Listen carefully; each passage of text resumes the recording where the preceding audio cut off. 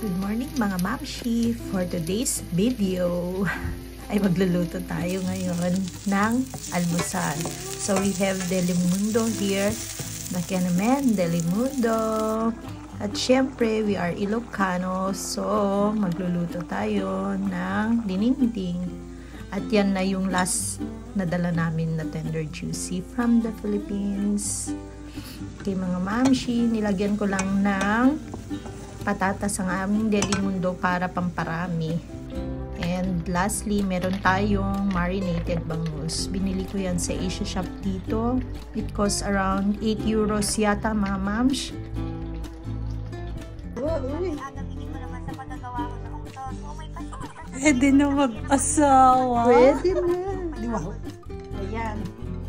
Paghahanda na natin ang aking kapatid para sa despedida niya ngayon. O, yung mga wish niya, nakain na niya. Wala na siyang masabi. Ganito lang. Ganito lang. Aming handa kasi taghirap. Siyempre, katatapos ng New Year, gumastos. Kumusta naman ang amoy ng bahay ko? Para makakain lang. Delimundo, fresh from the Philippines.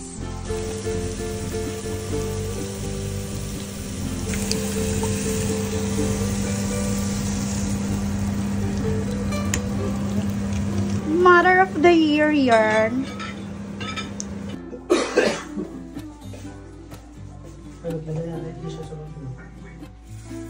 Huh?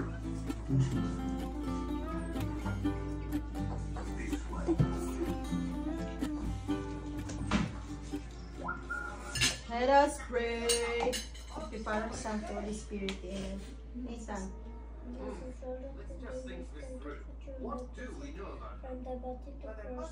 Amen. Konti lang. Mangan tako, mangan. Mangan, apo, mangan. Mangan, takot.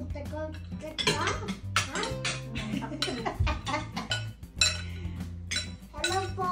Welcome to my channel. Stay Tantoy Review. Ay. Mami noise, miss. Mami noise, miss. Yeah, dapat ganun. Yung third vlogger nyo andito. Hello mga kakabsat! Subscribe, then follow me in my Facebook account. Ay, follow my Facebook. Yung sa Facebook mo ba? Nakilala ka kayo. May tantoy? Meron mo?